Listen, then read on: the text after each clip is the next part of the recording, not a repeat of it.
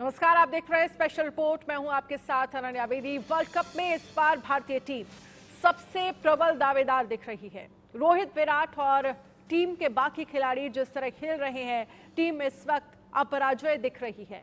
सबसे खास बात यह है कि विराट कोहली सचिन वनडे में 49 शतक से महज एक कदम दूर रहते हुए दिख रहे हैं और हो सकता है कि आने वाले मैच में विराट जो है वो अपना ये रिकॉर्ड भी पूरा कर लें। और अभी तक फिलहाल जो है वनडे की बात करें तो 48 शतक जो हैं वो उनके कंप्लीट हो गए हैं। और इसके साथ ही आपको बता दें कि 26,000 इंटरनेशनल रन भी विराट कोहली ने पूरे कर लिए हैं। विराट कोहली की बात करें तो 567 पारियों में ये अचीवमेंट हासिल विराट कोहली की तरफ से किया गया। और इसके साथ ही भारतीय टीम के कप्तान रोहित शर्मा ठीक उसी तरह लय में दिख रहे हैं जैसे 1983 में कपिल देव या 2011 में महेंद्र सिंह धोनी थे। यानी अपने दम पर टीम को आगे रखना, टीम का प्रेशर कम करना। बल्लेबाजी में रोहित ये काम तो कर ही रहे हैं, गेंदबाजी और फील्डिंग में काफी रणनीति के साथ बदलाव करते रहे हैं और इसका फायदा उनको मिला भी है।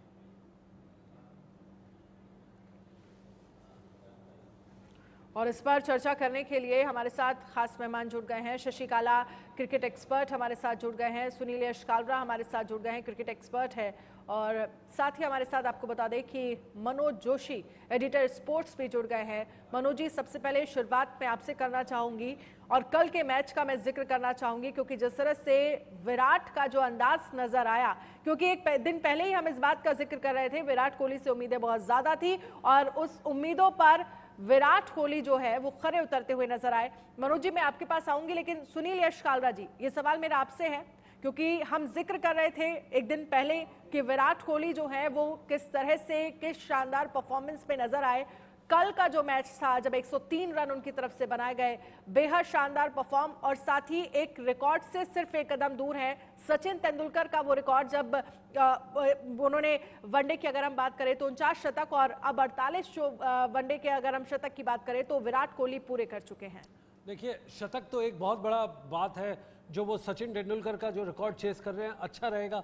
और आज से 10 साल पहले सचिन तेंदुलकर ने खुद कहा था कि उनका रिकॉर्ड तोड़ने वाले रोहित शर्मा और विराट कोहली रहेंगे, वो अलग रख लीजिए आप। पर अगर आप देखिए रन चेज में इनका कितना बड़ा कंट्रीब्यूशन है, वो रिकॉर्ड अपने आप में एक बहुत बड़ा है। जैसे 53 टाइम आपके पास MS धोनी 52 टाइम्स है जिन्होंने ICC इवेंट्स में जो विन किया है इन्होंने, उसके अंदर 53 बार रन चेज में इनका योगदान था। वो योगदान बहुत बड़ा है एज कंपेयर टू सेंचुरी, जिसमें कोई बेनिफिशियल ना हो टीम को। विनिंग रेशियो इससे देखा जाता है और इसी से प्लेयर ग्रेट होता है। जी हाँ, बिल्कुल। और इसके साथ ही मनोज जी, क्योंकि अगर हम विराट कोहली की बात करें तो 26,000 इंटरनेशनल रन भी उन्होंने पूरे कर लिए हैं 567 पारियों में। इसमें भी उन्होंने सचिन तेंदुलकर का रिकॉर्ड जो है वो तोड़ दिया है। उन्होंने लगभग 600 पारियों में 26,000 रन पूरे किए थे।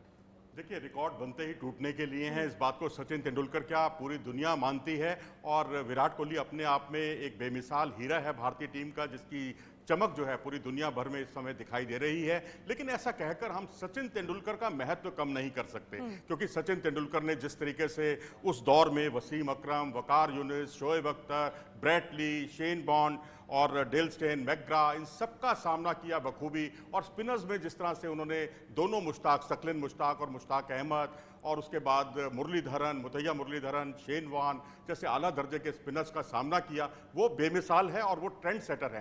कहते हैं ना कि एक बार आप एवरेस्ट पर पहुंचना बहुत बड़ी बात है, लेकिन एवरेस्ट पर जो सबसे पहले चढ़ता है उसके मायने कुछ अलग होते हैं। तो जिस तरीके से इनका प्रदर्शन रहा, जिस तरह से वो ट्रेंड सेटर रहे, और उस परंपरा को, ये बहुत ही देश के लिए गर्व की बात है कि विराट कोहली ने उस परंपरा को बखूबी आगे बढ़ाया है। बिल्कुल।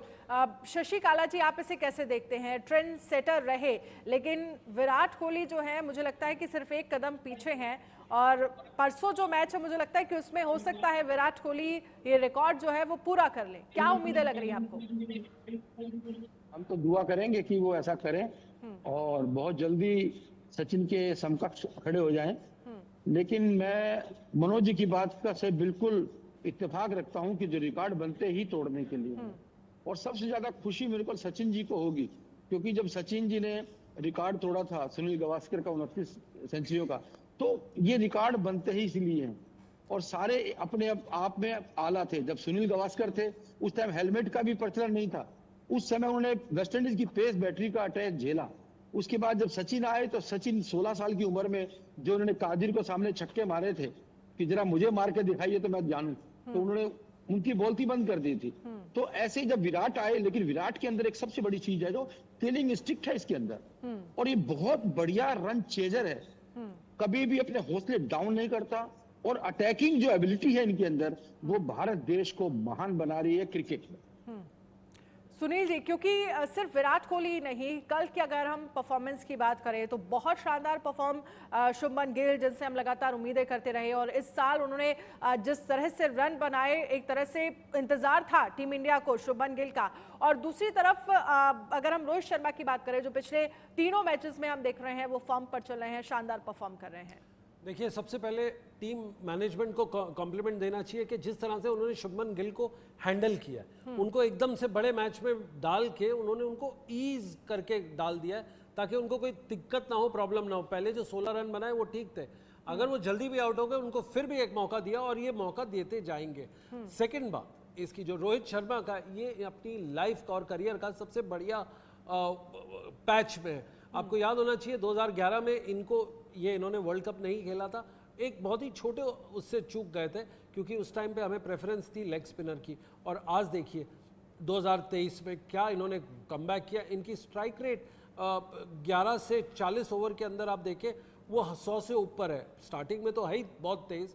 इन्होंने जो पुल और जो शॉट्स खेले हैं वो अपने आप में काबिल तारीफ है, जो कभी कभी 150 की स्ट्राइक रेट से आता है। इसका मतलब है जब भी इनके ऊपर जब बॉल आती है तो ये या तो चौके पे जाती है या छक्के पे, हर दूसरी बॉल इनका वैसे ही रहता है। तो इन अ वे अगर आप देखो ये कंप्लीट परफॉर्मेंस दे रहे हैं। वहाँ से शुभमन गिल रोलिंग करते हैं अपनी बॉल को, बैट के हिसाब से वो ज़्यादा ऊंचा नहीं खेलते, और रोहित शर्मा बहुत ही जल्दी और बहुत ही ताबड़तोड़ काइंड ऑफ बैटिंग करते हैं। जी, आप कैसे देखते हैं मनोज जी, क्योंकि मैं तीनों ही बल्लेबाजों का जिक्र कर रही हूं और टीम इंडिया जिस तरह से फॉर्म पर चल रही है, 4 मैच हो चुके हैं, चारों मैच में एक भी टीम इंडिया जो है किसी में भी हार का सामना नहीं करना पड़ा है। संडे को मैच है, लेकिन इन सब के बीच जो हम इससे पहले अगर हम एशिया कप में भी इस बात का जिक्र करते रहे हैं कि क्या चुनौतियां हो सकती हैं टीम इंडिया के लिए वर्ल्ड कप में, उन तमाम चुनौतियों पर कैसे एक तरह से कहा जाए कि सटीक और खरी उतर रही है टीम इंडिया, ये साफ तौर पर हम मैदान में देख रहे हैं। जी हाँ, बिल्कुल। बैटिंग हो, बॉलिंग हो, फील्डिंग हो, खेल के हर विभाग में भारतीय टीम एक इकाई की तरह खेल रही है, एक यूनिट की तरह खेल रही है। और अभी जो कुछ दिक्कतें हैं भारतीय टीम के साथ, मुझे लगता है कि बुमराह जिस तरह से शुरुआती ओवरों में विकेट टेकिंग बॉलर हैं, लेकिन उनको बहुत ज़्यादा सावधानी के साथ खेला जा रहा है। और वहीं अगर आप सिराज को देखें, थोड़े से महंगे साबित हो रहे हैं, विकेट खरीदने की कोशिश करते हैं वो। अब मुझे लगता है कि अब शमी को भी आप बीच में आजमा सकते हैं, क्योंकि वर्कलोड मैनेजमेंट यही कहता है कि कोई खिलाड़ी पर बहुत ज़्यादा बर्डन ना पड़े, और यहाँ पर अगर वो आते हैं निश्चित तौर पर तो टीम के लिए भी अच्छा रहेगा और थोड़ा सा रेस्ट भी मिल जाएगा मोहम्मद सिराज को। अब शशि काला जी, आप क्योंकि बल्लेबाजी में तो हम शानदार फॉर्म पे दिख रहे हैं, आप बॉलर्स के लिए क्या कोई चुनौतियां देख रहे हैं? बॉलर्स के लिए अभी तक का बॉलिंग हमारा जो है यूनिट बहुत अच्छा जा रहा है। सिर्फ एक दिक्कत आई है कि हमारा जो अभी हमारा जो ऑलराउंडर है वो कल चोटिल हो गया, जिसपे हमें बहुत भरोसा है, वो बहुत अच्छा करते हैं। हेलो जी जी, बोलिए। आप सुन रहे हैं मुझे? हाँ जी, आपकी आवाज आ रही है, बोलिए, अपनी बात पूरी करिए। हाँ, मेरा कहने का मतलब था कि जो हमारे बुमराह जो बॉल डाल रहे हैं, बहुत ही जबरदस्त बॉलिंग कर रहे हैं। सिराज बहुत अच्छी बॉलिंग कर रहे हैं। वो क्यों फ्लैट विकेट होगा तो कई बार ऐसा हो जाता है कि आपको रन भी पड़ सकते हैं। और शमी को बाहर बिठाया हुआ है, वो शमी बहुत अच्छे बॉलर हैं, लेकिन जो बाहर बिठाया हुआ है वो बाहर बैठ करके भी अपना पूरा योगदान दे रहे हैं, और जब उनको मौका मिलेगा वो अपना पूरा करके दिखाएंगे। लेकिन ऑलराउंडर की बात मैं कह रहा हूं कि कल हमारे एक ऑलराउंडर चोटिल हो गए हैं, और वो भगवान जल्दी ठीक करे उनको। उनकी मौजूदगी से ही हमारी टीम जो है बैलेंस में आती है। और बात चल रही थी बैटिंग की, तो मैं आपको बता दूं कि रोहित शर्मा जैसा हमारे हिंदुस्तान में मोहिंदर अमरनाथ के बाद पहला ऐसे बल्लेबाज हुआ है जो हुक और पुल का मास्टर है, और जो जब से सबसे ज्यादा रन फास्ट बॉलर्स को चाहे स्पिनर्स को वो पुल और हुक से बना रहा है, और सामने भी मार रहा है।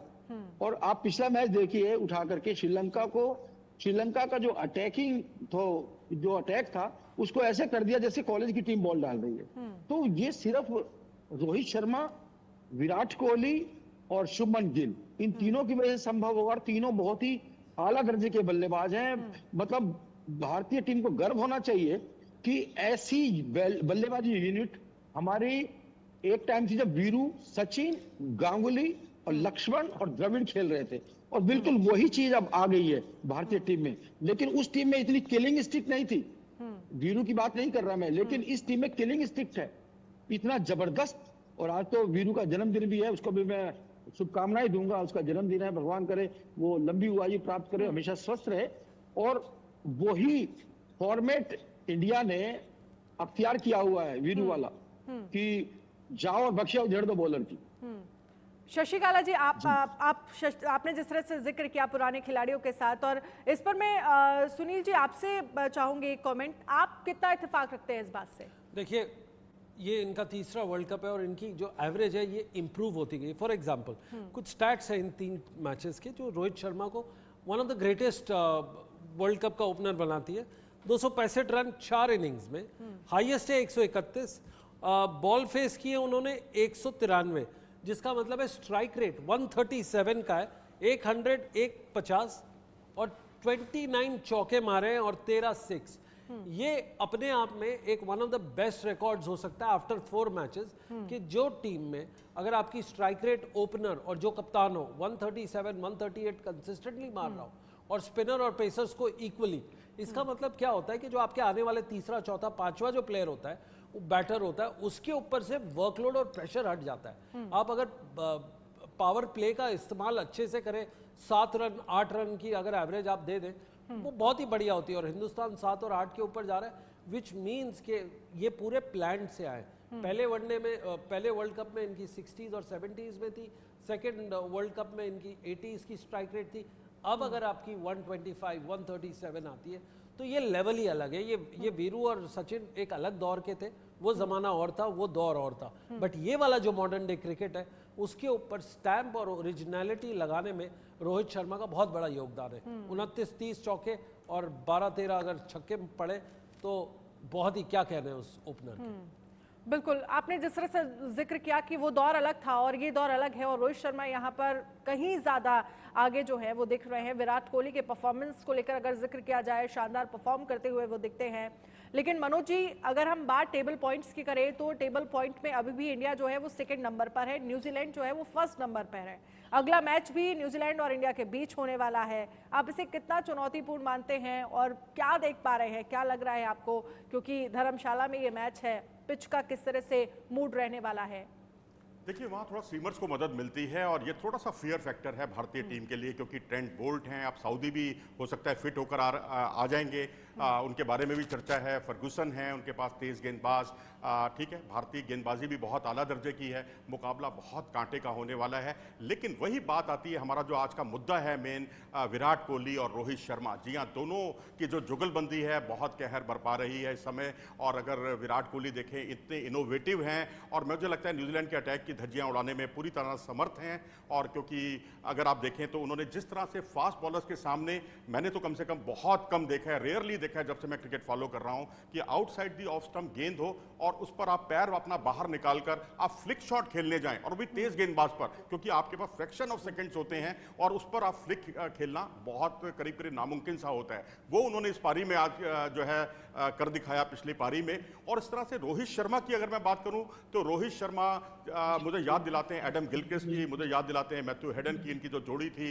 वो इतना तेजी से रन बनाती थी कि मध्य क्रम पर किसी भी तरह का दबाव जो है उसको हावी नहीं होने देते थे, और वो मध्य क्रम के जो बल्लेबाज है खुलकर स्ट्रोक खेलते थे। और वो रोहित शर्मा आज काम कर रहे हैं, गिलक्रिस्ट वाला, जो भारतीय टीम के लिए बहुत अच्छा है। और मुझे लगता है कि अगर यही कुछ सिलसिला चलता रहा तो फिर ये कप हमारा है। बिल्कुल। शशिकाला जी, क्योंकि प्रेशर का जिक्र हो रहा है, मैच चाहे यहाँ पाकिस्तान के साथ हो या किसी भी टीम के साथ, हम देख रहे हैं कि टीम इंडिया प्रेशर में नजर नहीं आ रही है। इसके लिए एक बड़ा रोल जो है, क्या वो रोहित शर्मा अदा कर रहे हैं?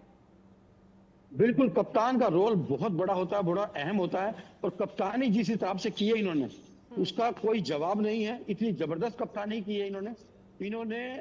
आप नोट करिए, हमारे पास एक बॉलर शॉट था, लेकिन उसके बावजूद महसूस ही नहीं होने दिया और श्रीलंका पे लगातार दबाव बनाए रखा।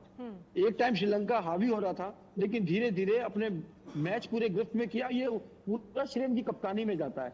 बॉलिंग नो डाउट बहुत अच्छी है, लेकिन जो कप्तानी का फील्ड सेटलमेंट, हर बॉल में देखना कि किसको कहाँ लाना है, किसको कैसे करना है, बॉलर को भी अपने कॉन्फिडेंस में लेना कि आपको क्या चाहिए, क्या फील्ड चाहिए, किस समय आपको बॉल डालनी है, ये बड़ी चीज होती है कप्तानी की। और कप्तानी इतनी शानदार कर रहे हैं कपिल देव के बाद। अगर कोई मुझे बाहर आए कप्तान तो ये रोहित शर्मा बहुत जबरदस्त कप्तानी कर रहे हैं। मुझे लगता है कि धोनी की कप्तानी का भी जिक्र होना चाहिए अगर आप इस तरह से कंपेयर कर रहे हैं। क्या लगता है सुनील जी? धोनी भी आला दर्जे के कप्तान थे और उनका भी दिमाग बहुत जबरदस्त चलता था, लेकिन आज की बात कर रहा हूं तो रोहित ने बहुत ज्यादा, आप देख लीजिए 2020 जो हमारे यहाँ लोकल टूर्नामेंट्स होता है आईपीएल, उसमें आप देख लीजिए उन्होंने सिद्ध कर दिया है, कितनी बार चैंपियन कराया मुंबई इंडियंस को, वो अपनी कप्तानी से कराया है।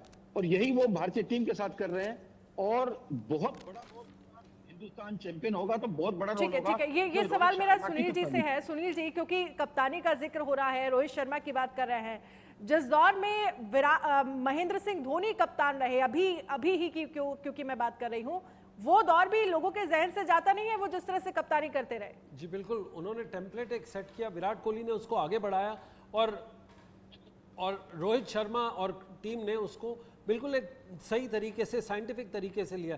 फॉर एग्जांपल आपने अगर देखा होगा 37-38 प्लेयर्स इन द लास्ट 6 महीने खेले हिंदुस्तान के पास। क्यों? क्योंकि एक प्लान तरीका उनको चाहिए था, पता करना था कि कौन सा बॉलर किसके साथ फिट हो सकता है। मैचअप से एक बहुत इंपॉर्टेंट रोल है कि कौन सा बॉलर किसके अगेंस्ट खेल सकता है और कौन सी विकेट ले सकता है। ये टीम इंडिया ने बहुत अच्छे से सीखा और इसका पूरा श्रेय राहुल द्रविड़ एंड टीम के पास जाता है, जिनके पास पूरा डेटा एनालिस्ट का पूरा एक बड़ा वो है, फाइल्स हैं जिसके बारे में एक एक प्लेयर के पिछले 6-6, 8-8 साल की किस तरह से आउट हुए, किस वजह से आउट हुए और क्या सिचुएशन थी, किस एंड से आउट हुए। इनफैक्ट वो भी एक बड़ा काबिल तारीफ है कि इतनी डिटेल्ड स्टडी करके ये मैचअप्स बना के हर बैटर के साथ जाते हैं। इनफैक्ट कुछ दिनों में और अगले मैचेस में हम वो मैचअप्स आपके साथ शेयर भी करेंगे कि क्या ऐसा है जो टीम इंडिया के ड्रेसिंग रूम में और वो कैसा उसको डिसाइड करते हैं कि किस बैटर के साथ किस बॉलर को पॉसिबली ला सकते हैं, लाएंगे नहीं, पॉसिबली ला सकते हैं। बिल्कुल, जिस तरह से थिंक टैंक आप जिक्र कर रहे हैं, कैसे स्ट्रेटजी जो है वो टीम इंडिया बनाती रही है और उसके वजह से ही एक स्ट्रेटजी बहुत बड़ा रोल प्ले करती है, मुझे लगता है मनोज जी, और शायद इसी वजह से वो स्ट्रेटजी जमीन पर, मैदान पर नजर आती है, टीम इंडिया में नजर आती है और यही वजह है कि शायद आप इस तरह से परफॉर्म करते हुए नजर आ रहे हैं। यहाँ जिक्र क्योंकि हम प्रेशर का कर रहे थे, मुझे लगता है क्योंकि अगर आपका शुरुआती जो बैटिंग ऑर्डर है जब वो शानदार परफॉर्म करता है तो नीचे वालों के लिए और फिर पूरी टीम के लिए प्रेशर वैसे ही खत्म हो जाता है।